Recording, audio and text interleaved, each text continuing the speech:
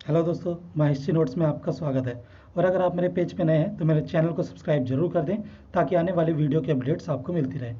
तो दोस्तों, आज का जो हमारा क्वेश्चन है वह है विऔद्योगीकरण के विषय में हुए वाद विवाद का विस्तार से वर्णन कीजिए। तो चलिए दोस्तों, शुरू करते हैं।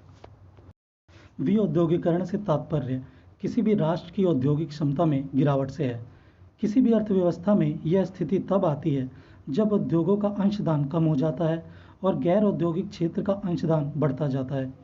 दूसरे शब्दों में, जब अर्थव्यवस्था में द्वितीय क्षेत्र की भागीदारी कम हो जाती है और प्राथमिक क्षेत्र की भागीदारी बढ़ती जाती है तो स्थिति विऔद्योगीकरण की होती है। ब्रिटिश भारत के काल में भारत की अर्थव्यवस्था को भी एक ऐसे ही स्थिति से गुजरना पड़ा जिसके लिए विऔद्योगीकरण शब्द का प्रयोग किया जाता है। विऔद्योगीकरण का विचार सबसे पहले दादा भाई नौरोजी ने 19वीं सदी के अंत में दिया था, जिसका समर्थन बाद में रमेश चंद्र दत्त जैसे विद्वानों ने किया। नौरोजी और दत्त ने इस प्रक्रिया की तार्किक व्याख्या की और आंकड़ों के द्वारा यह सिद्ध करने का प्रयास किया कि भारत में अंग्रेजों की उपस्थिति का सीधा परिणाम था विऔद्योगीकरण। तो दोस्तों, विऔद्योगीकरण तब होता है जब घरेलू उत्पादन में कमी आती है, तो वहीं दूसरी ओर जो गैर औद्योगिक उत्पादन होते हैं उसके उत्पादन में बढ़ोतरी होती है।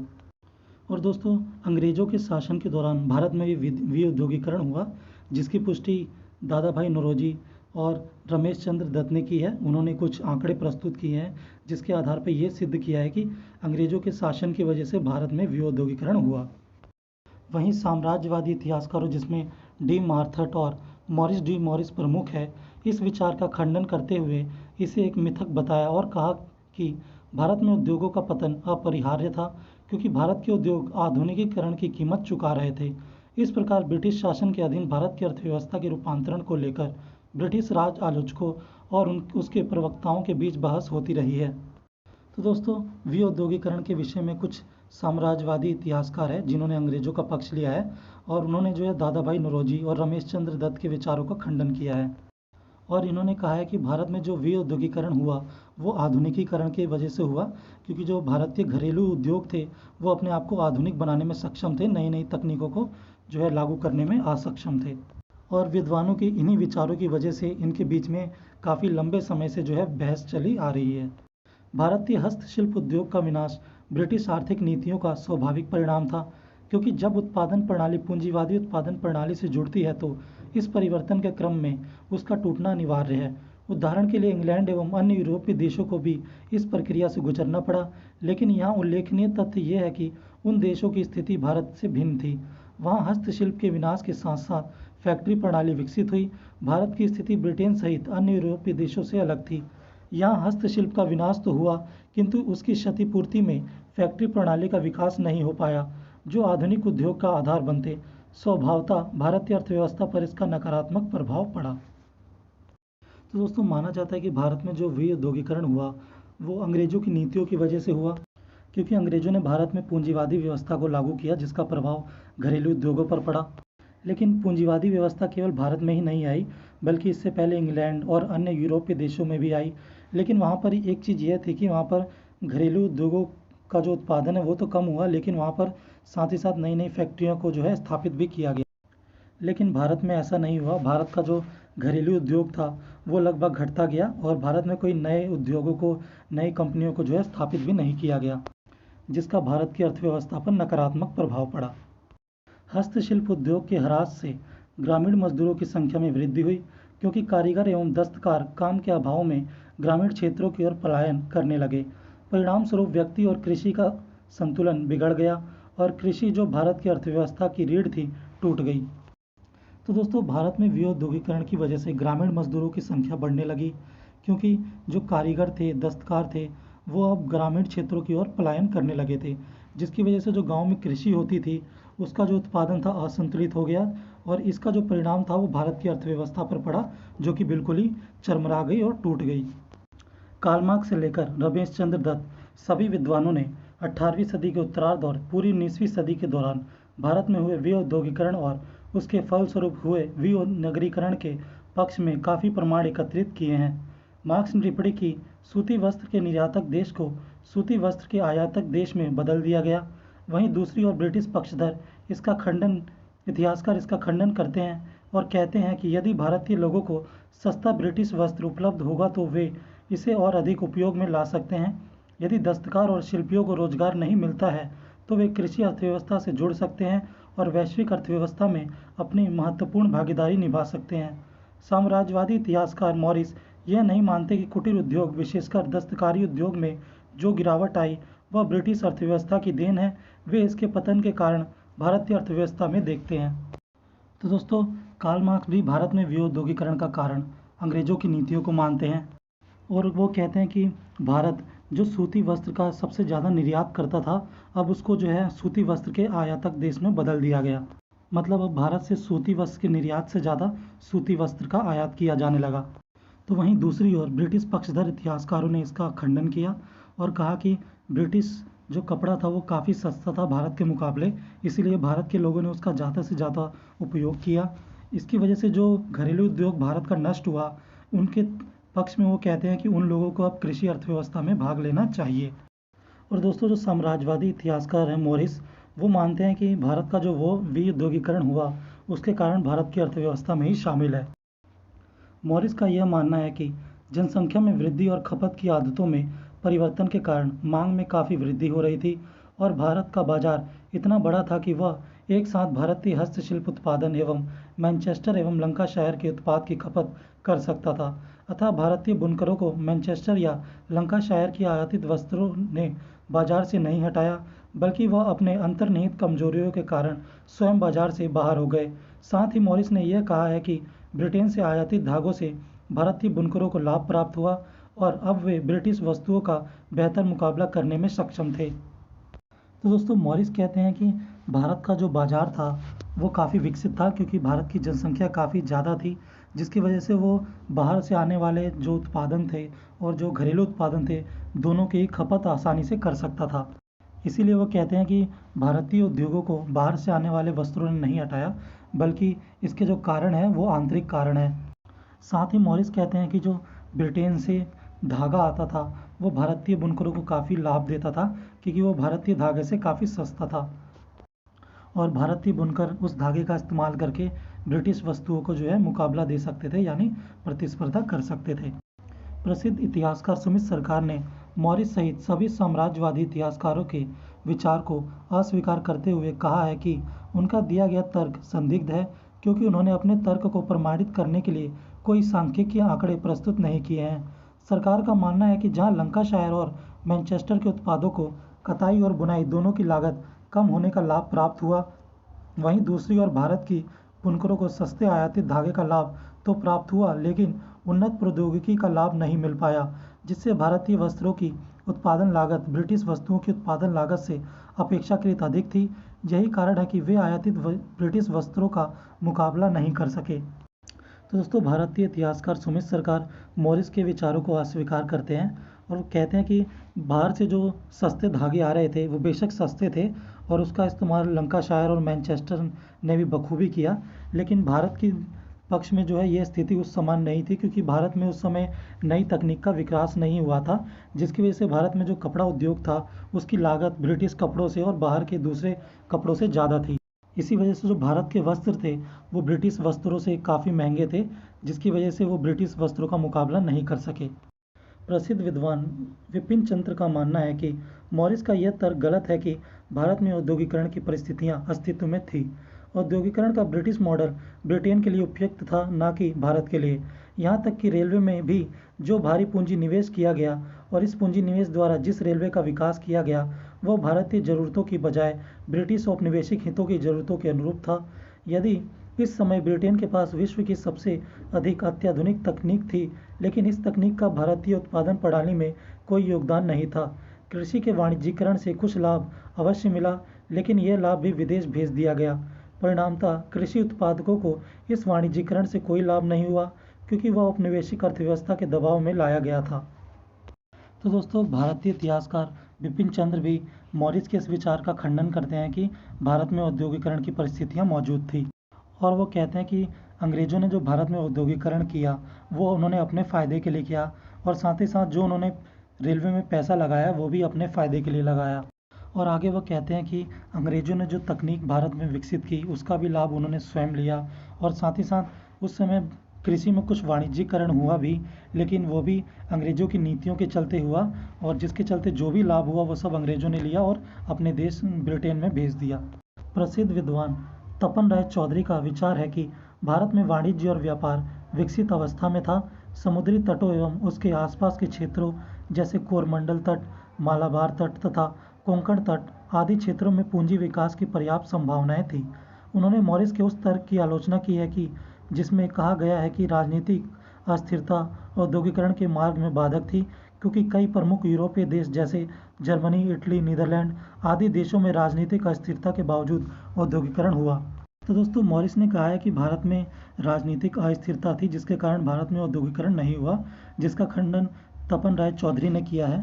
और उन्होंने कहा है कि कुछ यूरोपीय देश जैसे जर्मनी, इटली, नीदरलैंड, यहाँ पर भी राजनीतिक अस्थिरता थी, इसके बावजूद भी वहाँ पर औद्योगिकरण हुआ। और वह यह भी मानते हैं कि भारत में उस समय वाणिज्य और व्यापार काफ़ी विकसित अवस्था में था।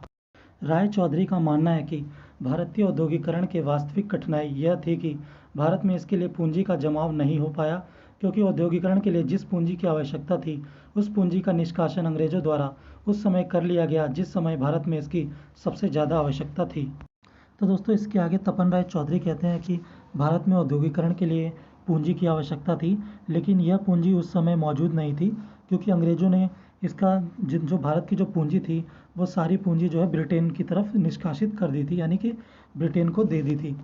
भारत में औद्योगिकरण के पक्ष में तर्क देते हुए राष्ट्रवादी इतिहासकारों दादाभाई नौरोजी एवं रमेश चंद्र दत्त ने यह दर्शाने का प्रयास किया है कि ब्रिटिश काल में भारत में काफ़ी तेज़ी से विऔद्योगिकरण हो रहा था। अपने विचारों की पुष्टि के लिए उन्होंने सांख्यिकीय आंकड़े प्रस्तुत किए हैं जो 1881 से 1831 तक के जनगणना पर आधारित है, जिसके अनुसार पुरुष कार्य शक्ति 65% से बढ़कर 72% हो गई, जबकि औद्योगिक क्षेत्र में यह 16% से घटकर 9% हो गई। ऐसा ही आंकड़ा महिला श्रम शक्ति के संबंध में भी प्रस्तुत किया गया है। डेनियल एवं एलिन थार्नर ने अपने लेख में कहा है कि उपरोक्त आंकड़े सही नहीं है, क्योंकि कृषि कार्य को दूसरी श्रेणी सामान्य श्रमिकों और इस तरह के अन्य श्रमिकों के साथ मिला दिया गया है। वहीं दूसरी ओर व्यापार से जुड़े श्रमिकों को औद्योगिक वर्ग के श्रमिकों के साथ नहीं रखा गया है। तो दोस्तों, भारत में विऔद्योगिकरण के पक्ष में दादाभाई नौरोजी और रमेश चंद्र दत्त ने कुछ आंकड़े प्रस्तुत किए हैं, और ये आंकड़े 1881 से 1831 के बीच में जो जनगणना हुई उस पर आधारित है, जिसमें उन्होंने बताया कि इस समय जो पुरुष के कार्य करने की क्षमता थी वो 65% से बढ़कर 72% हो गई। तो वहीं दूसरी ओर औद्योगिक क्षेत्र में इसके प्रतिशत में गिरावट आई, जो 16% से घटकर 9% तक चली गई। और इन्होंने महिलाओं के विषय में भी यही आंकड़े प्रस्तुत किए गए हैं। तो वहीं दूसरी ओर कुछ ब्रिटिश पक्षधर इतिहासकार हैं, जिनमें डेनियल और एलिस थर्नर शामिल हैं। इनका मानना है कि जो इतिहासकारों ने आंकड़े प्रस्तुत किए हैं वो सही नहीं है, क्योंकि यह मानते हैं कि जो कृषि श्रमिक थे उनको भी जो है इन इतिहासकारों ने अपने इन आंकड़ों में शामिल कर लिया गया है। तो वहीं दूसरी ओर व्यापार से जुड़े श्रमिकों और औद्योगिक क्षेत्रों से जुड़े श्रमिकों को जो है इन्होंने इसमें शामिल नहीं किया है। अगर ऐसा किया जाए तो पूरा परिदृश्य ही बदल जाएगा और औद्योगिक क्षेत्र में गिरावट मात्र 3% हो जाएगी। आगे थर्नर ने महिला श्रम शक्ति से संबंधित आंकड़ों को इसी आधार पर गलत बताया है और कहा है कि जनगणना अधिकारियों ने सही आंकड़े एकत्रित नहीं किए हैं। इस विश्लेषण के आधार पर थर्नर इस निष्कर्ष पर पहुंचते हैं कि जनगणना संबंधी विऔद्योगिकरण का कोई उचित आधार प्रस्तुत नहीं किया गया है। तो दोस्तों, आगे ये दोनों इतिहासकार कहते हैं कि अगर सही आंकड़े प्रस्तुत किया जाए तो पता चलेगा कि जो औद्योगिक क्षेत्र में जो गिरावट आई थी वो केवल 3% थी। और साथ ही साथ थार्नर मानते हैं कि महिलाओं के पक्ष में जो आंकड़े प्रस्तुत किए गए हैं वो भी सही नहीं है। इसी आधार पर वो निष्कर्ष निकालते हैं कि विऔद्योगिकरण के पक्ष में भारत में जो जनगणना की गई और उसके लिए जो प्रमाण प्रस्तुत किए गए वो उचित नहीं है। कृष्णमूर्ति और अमिया बागची ने थार्नर के विचारों का खंडन किया है, लेकिन इन दोनों विद्वानों के खंडन का आधार अलग अलग है। जहां कृष्णमूर्ति ने तत्कालीन वितरणों को अपने अध्ययन का आधार बताया है, वहीं बागची ने अपनी बात कहने के लिए सांख्यिकीय आंकड़े का प्रयोग किया है। कृष्णमूर्ति ने एक ब्रिटिश अधिकारी हैमिल्टन के विवरणों को उजागर किया है, जिसके अनुसार बिहार के गंगा के मैदान में सूती वस्त्र काफ़ी विकसित अवस्था में थे। उच्च कोटि के रेशमी और सूती वस्त्र ढाका और मुर्शिदाबाद में निर्मित होते थे, लेकिन देसी राजवाड़ों के पतन और भारतीयों की क्रम शक्ति में कमी के कारण इन उद्योगों का पतन हो गया। तो दोस्तों वहीं भारतीय इतिहासकार कृष्णमूर्ति और अमिया बागीची ने थारनर के विचारों का जो है खंडन किया है, लेकिन इन दोनों ने अपने अलग अलग विचारों को प्रस्तुत भी किया है। इसके लिए कृष्णमूर्ति ने जो है ब्रिटिश अधिकारी हैमिल्टन के विवरणों को उजागर किया है और उन्होंने दर्शाया है कि गंगा के मैदानों में सूती वस्त्र काफ़ी विकसित अवस्था में थे और उच्च कोटि के रेशमी और सूती वस्त्र ढाका और मुर्शिदाबाद में बनाए जाते थे, लेकिन भारतीयों के पास और देसी राजवाड़ों के पास उस टाइम इतना पैसा नहीं था कि वो जो है इसको खरीद सके, जिसकी वजह से भारत में उद्योगों का पतन हो गया। कृष्णमूर्ति के दूसरे सर्वे के अनुसार 1864 में पटना के तत्कालीन कमिश्नर द्वारा प्रस्तुत किया गया था, जिसमें कहा गया है कि सूती वस्त्र उद्योग जो 20 वर्ष पहले अधिक विकसित अवस्था में था, अब मैनचेस्टर एवं लंकाशायर के आयातित वस्तुओं के कारण पतन की ओर है। कृष्णमूर्ति के तीसरे सर्वे के अनुसार 1874 की रिपोर्ट पर आधारित है, जिसमें कहा गया है कि घरेलू उपयोग के लिए निर्मित वस्तुएं बाजार से बाहर हो गई हैं और उसका स्थान ब्रिटिश निर्मित वस्तुओं ने लिया है। कृष्णमूर्ति के 1892 के चौथे सर्वे के अनुसार इंग्लैंड में निर्मित वस्तुओं के कारण भारतीय वस्तुएं हाशिए पर चली गई। तो दोस्तों कृष्णमूर्ति ने अपने दूसरे सर्वे में बताया है कि सूती वस्त्र उद्योग जो है 20 साल पहले काफ़ी विकसित अवस्था में था, लेकिन जो मैनचेस्टर और लंकाशायर से जो वस्तुएं आई उनकी वजह से जो है इनका पतन हो गया। और इन्होंने अपने तीसरे सर्वे में बताया है कि जो घरेलू उपयोग के लिए जो वस्तुएं थी वो अब भारतीय बाजार से बाहर होने लगी, क्योंकि इसका स्थान जो है ब्रिटिश वस्तुओं ने ले लिया। और इन्होंने अपने चौथे सर्वे के अनुसार बताया कि जो इंग्लैंड में निर्मित वस्तुएं थी वो जब भारत में आई तो जो भारतीय वस्तुएं थी वो अपने हाशिए पर चली गई। उपरोक्त सर्वेक्षणों के आधार पर कृष्णमूर्ति इस निष्कर्ष पर पहुंचती हैं कि भारत के न सिर्फ सूती और रेशमी वस्त्र उद्योग अथवा अन्य कुटीर उद्योगों में भी गिरावट आई और इस उद्योग में लगे लोग दूसरे व्यवसाय की ओर स्थानांतरित होते चले गए। इस पतन के लिए ब्रिटिश आर्थिक नीति सीधे तौर पर जिम्मेदार थी। अमिया बागीची ने अपने लेख में 19वीं सदी के आरंभ में बिहार के अनेक जिलों के सर्वेक्षण एवं 1901 के जनगणना के आंकड़ों को सावधानीपूर्वक तुलना करने का प्रयास किया है। तो दोस्तों अपने इन सर्वेक्षण के आधार पर कृष्णमूर्ति ने निष्कर्ष निकाला है कि उस समय न सिर्फ सूती और रेशमी वस्त्र बल्कि जो कुटीर उद्योग थे उसमें भी गिरावट आई और इन उद्योगों में लगे जो लोग थे वो दूसरे व्यवसाय की ओर स्थानांतरित हो गए और इसके लिए कृष्णमूर्ति ने ब्रिटिश नीतियों को जिम्मेदार माना है। तो दूसरी तरफ अमिया बागीची ने बिहार के 1901 में किए गए जनगणना के आंकड़े का आकलन किया है और अपने विचारों को प्रस्तुत किया है। बागीची ने इन आंकड़ों के आधार पर यह दर्शाया है कि उद्योग पर आश्रित जनसंख्या 18% से घटकर 8% रह गई थी तथा सूत काटने वाले और बुनने वालों की संख्या में भारी कमी आई थी। इन आंकड़ों के आधार पर बागची का मानना है कि ब्रिटिश शासनकाल में भारत में विऔद्योगीकरण का दौर आया था। तो दोस्तों बिहार में किए गए अपने सर्वेक्षण के आधार पर बागीची ने बताया है कि उद्योगों पर आश्रित जो जनसंख्या थी उनमें कमी आई और वो 18% से घटकर 8% हो गई। और इन्हीं आंकड़ों के आधार पर बागीची मानती हैं कि ब्रिटिश शासनकाल में विऔद्योगीकरण का दौर आया था। विऔद्योगीकरण के संबंध में एक रोचक तथ्य यह है कि इसका प्रभाव सभी उद्योगों पर एक समान नहीं पड़ा। कुछ ऐसे देसी उत्पाद व व्यवसायी थे जिसका विकल्प विदेशी आयात नहीं दे सकते थे। कुम्हार, लोहार एवं बढ़ाई के शिल्प भी अस्तित्व में बने रहे। दूसरी ओर ग्रामीण इलाकों में बहुत से स्थानों पर एकीकृत बाजार उपलब्ध नहीं थे। इस वजह से बहुत से विदेशी उत्पाद गांव तक नहीं पहुंच सके। इसके अतिरिक्त रोजगार का कोई अन्य साधन उपलब्ध नहीं होने के कारण कुछ शिल्प उद्योग जबरन अस्तित्व में बने रहे। दूसरे शब्दों में विऔद्योगीकरण के दौर में भी कुछ शिल्पों का अस्तित्व बना रहा। तो दोस्तों विऔद्योगीकरण का एक सच ये भी है कि इसका प्रभाव सभी उद्योगों पर एक समान नहीं पड़ा, क्योंकि भारत में कुछ उद्योग ऐसे थे जिसका स्थान ब्रिटिश वस्तुएं नहीं ले सकती थी, जैसे कुम्हार, लोहार, बढ़ाई। तो वहीं दूसरी ओर ग्रामीण क्षेत्रों में जो बाजार होते थे वो एकीकृत नहीं थे और ना ही ज़्यादा विस्तृत थे। इस वजह से विदेशों की जो वस्तुएं आई वो वहाँ तक नहीं पहुँच सकी और साथ ही साथ इस समय रोजगार का कोई अन्य साधन उपलब्ध नहीं था। इसी वजह से जो छोटे घरेलू उद्योग थे उसमें काम करने वाले जो लोग थे वो जबरन अपने ही काम में लगे रहे और कैसे न कैसे करके उसको टिकाए रखा। विऔद्योगीकरण का भारतीय अर्थव्यवस्था पर बहुत ही घातक प्रभाव पड़ा, विशेषकर इसलिए भी कि इसके समानांतर भारत में आधुनिक उद्योगों का विकास नहीं हो सका। जैसा कि ब्रिटेन सहित यूरोप के दूसरे देशों में हुआ था। इस प्रक्रिया में परंपरागत उद्योगों का पतन हुआ, जिससे बेरोजगारी में वृद्धि हुई, कृषि पर बोझ बढ़ा, उत्पादन में कमी आई। भारत एक पिछड़े, निर्धन, कर्जदार देश के रूप में सामने आया, जो भारतीय औपनिवेशिक अर्थव्यवस्था का प्रमुख अभिलक्षण बन गया। भारत में विऔद्योगीकरण था या नहीं, इस विषय को लेकर आज भी विद्वानों में बहस जारी है।